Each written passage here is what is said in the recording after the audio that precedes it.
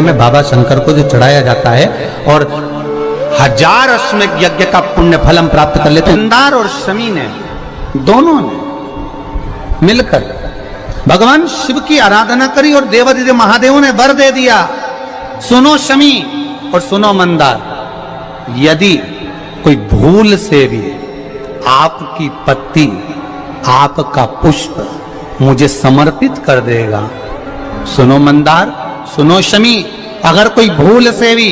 आपकी पत्ती आपका पुष्प मुझे समर्पित कर देगा, उसे 1000 अश्वमेध यज्ञ के स्नान का जो पुण्य होता है वो एक क्षण में प्राप्त होगा। 1000 अश्वमेध यज्ञ का पुण्य, 1000 अश्वमेध यज्ञ का पुण्य एक क्षण में प्राप्त हो। ये मंदार, ये शमी, 1000 अश्वमेध यज्ञ का पुण्य एक साथ। शमी की पत्ती देखिए आप लोगों ने, जम के तो बोले जरा, देखिए मंदार पुष्प भी देखा हुआ है। अब शमी की जो पत्ती होती है, उस शमी की पत्ती को भगवान देवादिदेव महादेव पर चढ़ाने का, शमी की पत्ती जो होती है उस शमी की पत्ती को चढ़ाने का एक नियम भी होता है। थोड़ा सावधानी से सुनना इस नियम को, जो आपके जीवन को सार्थक बना सकता है। शमी की पत्री को चढ़ाने का एक नियम है, बड़ा सुंदर नियम, आपके जीवन में उतारने लगे। महाराज, जब सारा श्रृंगार मेरे देवादिदेव महादेव का हो जाए, बहुत ध्यान से सुनना, ये प्रसंग आया नहीं पहले, आज अगर कुबेरेश्वर बाबा की पावन धरा पर यह प्रसंग निकला है तो उसको ध्यान से सुनिए। पत्ती, शमी की जो पत्ती होती है, उस शमी की पत्ती को कब, कैसे और कहां चढ़ाना चाहिए, और शमी की पत्ती का फल क्या होता है वो भी अभी हम समझ लें उसको। शमी की पत्ती, संपूर्ण स्नान भगवान का हो जाए, संपूर्ण स्नान आप समझे उसको। जैसे ये शिवलिंग है, जलाधारी, जल निकल कर जाने का स्थान, गणेश, कार्तिकेय, अशोक सुंदरी, जलाधारी मतलब माता पार्वती जी का हस्त कमल, शिवलिंग शिव का स्वरूप, ऊपर जो जलाधारी लगी है उसमें से एक एक बूंद जो पानी नीचे गिर रहा है, जो पानी नीचे गिर रहा है, शिव जी की बेटियां जया, विषहरा, शामली बारी, दौतली, देव, शिव जी की पुत्री बेटी। जब देवादिदेव महादेव को शमी का पत्ता चढ़ाया जाता है, कब चढ़ाते हैं, जब आपने संपूर्ण जलाधारी को हाथ से साफ कर दिया हो, शिवलिंग पर जल चढ़ा दिया हो, शिवलिंग का पूरा श्रृंगार आपने कर दिया हो, संपूर्ण श्रृंगार मेरे देवादिदेव महादेव का हो गया, संपूर्ण श्रृंगार। बाबा को चंदन का लेपन, अबीर, गुलाल, अक्षत, बेलपत्र, धतूरा, जो भी तुम्हें चढ़ाना है सब कुछ तुमने चढ़ा दिया, सारा श्रृंगार मेरे देवादिदेव महादेव का हो गया। तब शमी की पत्ती को मां जगतजननी की जो जलाधारी है उस पर मात्र स्पर्श कराकर शिव के शिवलिंग पर आखिरी में समर्पित कर देना चाहिए, जिससे हमारी मन की जो कामना है वह मां जगतजननी देवादिदेव महादेव से उनके कानों में श्रवण कर। शमी पत्र का एक बात और स्मरण में रहे, शमी पत्र की बहुत एक बात और अपने स्मरण में लीजिएगा। शमी पत्र की जैसे शिवलिंग, जलाधारी और स्थान, जब बहुत ज्यादा मात्रा में दरिद्रता होती है, बहुत ज्यादा मात्रा में बहुत कष्टमय जीवन, जब तुम्हारी चित्त वृत्ति में आए, जब तुम्हारे मन में आए, धन भी नहीं है, पैसा भी नहीं है, बहुत दरिद्रता का जीवन है, बहुत दुखी जीवन है, तब बेलपत्र और शमी पत्र का प्रयोग जरूर करके देखना। प्रैक्टिकल करने में कुछ नहीं जाता, प्रैक्टिकल करने में क्या जाता है, करके देखना। उस समय पर वो कहते हैं ना कि कोई कहने वाला कह दे कि महाराज जी, वो एक महाराज प्रवचन दे रहे थे और प्रवचन में देते देते देते देते किसी ने, महाराज जी प्रवचन दे रहे थे कि मदिरा का पान नहीं करना चाहिए, नहीं पीना चाहिए, गलत है, नाली में पड़ा होता है, व्यसन में पड़ा होता है, ऐसा पान ना करो। एक महाराज का पेचेन वाला खड़ा हो गया, उसने खड़े होकर कह दिया, ओ महाराज तुम इतनी बड़ी बड़ी बात कर रहे हो, तुम्हारा सगा भाई तो पी के नाली में पड़ा, गटर में पड़ा। महाराज जी को क्रोध नहीं आया, समझ थी। महाराज जी ने कहा भैया देख, मैं भी प्रवचन दे रहा हूं, मेरा भाई भी प्रवचन दे रहा है, मैं मुंह से समझा रहा हूं कि पीकर लोग नाली में गिरते हैं, गटर में गिरते हैं, मेरा भाई प्रैक्टिकल करके दिखा रहा है कि मत पिया। प्रैक्टिकल वाली बात है। शमी पत्र, बेलपत्र का एक बार जीवन में प्रैक्टिकल कर देखना, प्रैक्टिकल करना। जैसे आपको कहा कि आपका विश्वास अगर पक्का है, भरोसा अगर दृढ़ है, और शंकर के प्रति अगर आपका विश्वास पक्का है, शंकर कह रहे हैं, मां उमा से, मां पार्वती से, मेरा महेश कह रहा है, मेरा बाबा भोलेनाथ, मेरा बाबा विश्वनाथ, मेरा त्रिकालदर्शी कैलाशी अविनाशी कह रहा है कि हे पार्वती,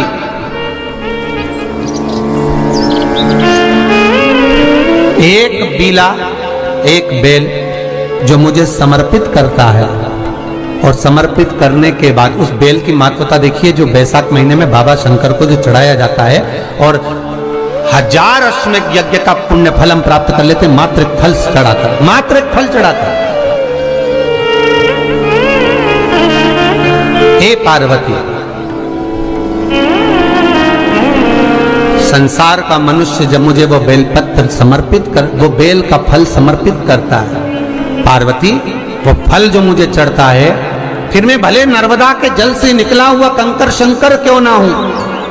फिर चाहे मैं गंगा के जल से निकला हुआ कंकर शंकर क्यों ना हूं, चाहे फिर मैं यमुना के जल से निकला हुआ कंकर शंकर क्यों ना हूं, चाहे मैं सरयू के जल से निकला हुआ कंकर शंकर क्यों ना हूं, चाहे मंदाकिनी के जल से निकला हुआ कंकर शंकर क्यों ना हूं, ए पार्वती, फिर जो भी शिवलिंग पर वो बेल समर्पित होता है, वो बेल उठाकर जीव अपने कार्य में ले सकता है। ये मां उमा से कह रहा है। तो उस बेल की महत्वता जानेंगे। अब अपन उस बेल को जानने के लिए वापिस स्कंद पुराण में चले, तो स्कंद पुराण में लिखा हुआ है कि जो बेल बैसाख के महीने में शंकर को चढ़ाया जाता है, वो बेल का फल उठाकर रख लिया जाता है। बैसाख के महीने में उस चढ़े हुए, बाकी का आपको बेल का फल खाना हो तो बात दूसरी, पर चढ़ा हुआ जो बेल का फल है वो पूरा बैसाख नहीं खाना। बैसाख के बाद में अगला जो महीना आए, उस महीने के अंदर उस फल के अंदर का गुर्दा निकालकर उसको सुखा लीजिए, और सुखाकर जिस व्यक्ति को पथरी की बीमारी हो, और जिस व्यक्ति को पेट में बहुत भोजन पचता ही नहीं है, पूरा शरीर पाचन क्रिया बेकार हो गई, उस व्यक्ति को केवल 7 दिन तक शंकर पर चढ़ा हुआ वो बेलपत्र प्रदान कर दीजिए, पथरी भी बाहर और पाचन क्रिया भी ठीक, जिंदगी भर तकलीफ नहीं। उस बैसाख में उस फल की इतनी महत्वता बाबा भोलेनाथ स्कंद पुराण, लिंग पुराण, नर्मदा पुराण, पद्म पुराण के अंतर्गत, शिव महापुराण के अंतर्गत वर्णन कर, उसकी महत्वता है। वो बेल का फल साधारण नहीं हो सकता। अब मंदार का जो पुष्प होता है, आंकड़े का जो फूल होता है, एक सफेद कलर का भी होता है और एक गुलाबी कलर का भी होता है। देखा है आप लोगों ने? बोलो, जम के बोलो, देखा है ना? गुलाबी कलर का जो पुष्प होता है, वो आप मंदार का, आंकड़े का जो गुलाबी कलर का पुष्प होता है, आप टीवी पे देख रहे होंगे, एक सफेद देख रहे होंगे, एक मंदार का गुलाबी फूल, नीला कलर का फूल देख रहे होंगे। जो नीला कलर का जो पुष्प होता है, गुलाबी कलर का जो आंकड़े का फूल होता है, प्रयास करना, जब किसी विषम परिस्थिति में फंस गए, विषम परिस्थिति,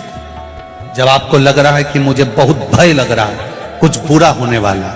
आपको लग रहा है आज मेरी उल्टी आंख बहुत फड़क रही है, कुछ गड़बड़ होने वाला, आपको लग रहा है मेरी सीधी आंख फड़क रही, कुछ गड़बड़ होने वाला, तब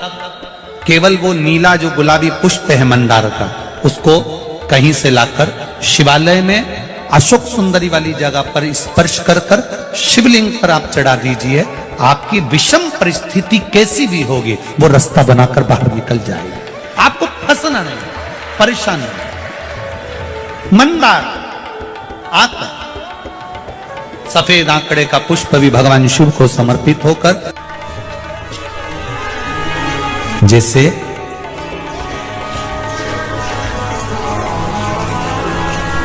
बेले के फल का गुर्दा, बेल का जो फल होता है, बेलपत्री का फल, उसका जैसे गुर्दा, उसके अंदर का जो भाग होता है बेल का, वो गुर्दा,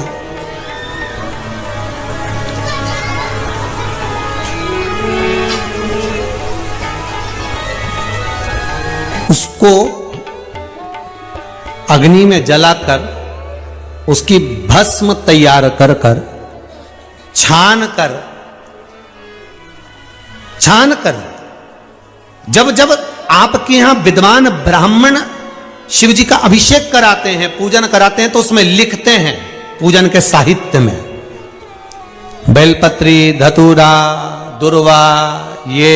उसमें नीचे लिखेंगे भस्म। लिखते कि नहीं लिखते? लिखते हैं ना, भस्म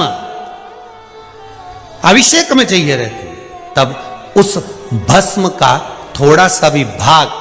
आप अगर शिव को समर्पित कर रहे हो तो ये जान लें कि शंकर मनवांछित फल प्रदान कर रहे हैं, शिव फल प्रदान कर रहे हैं।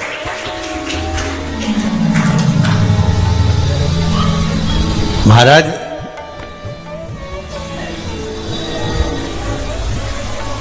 बेलपत्री के वृक्ष के नीचे बैठकर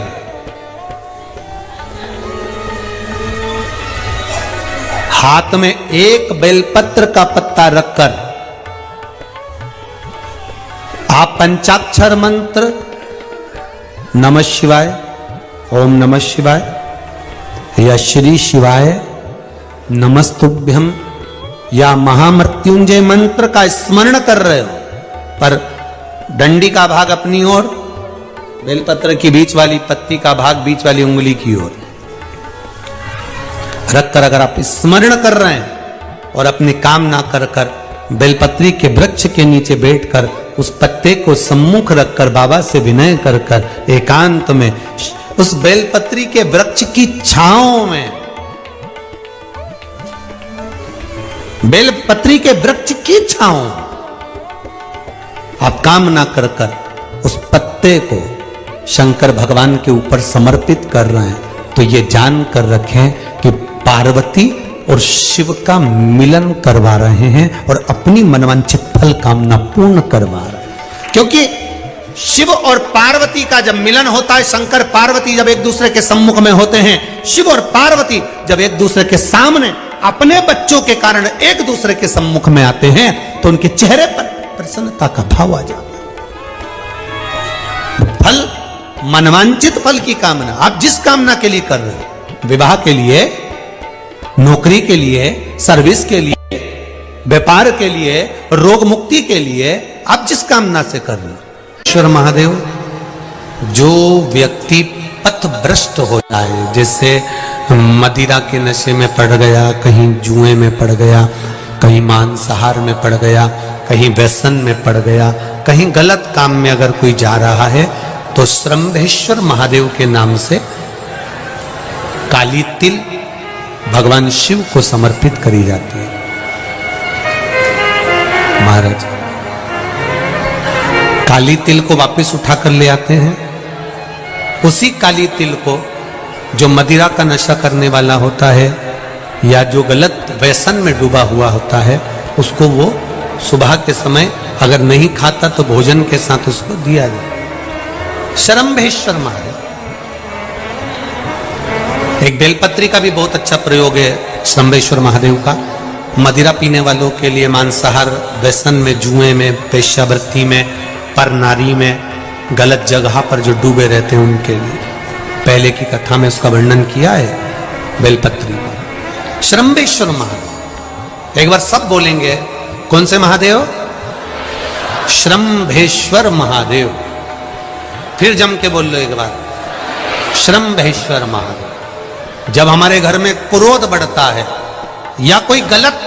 कार्य में जाने लगता है, तो श्रंभेश्वर महादेव का हमें शरणागति लेना चाहिए, श्रंभेश्वर महादेव का पूजन करना चालू कर देना चाहिए। कई लोग कहते हैं महाराज जी ये श्रंभेश्वर महादेव का मंदिर कहाँ मिलेगा, हम कहाँ पूजन करने जाए? कहीं नहीं जाना, तुम्हारे घर के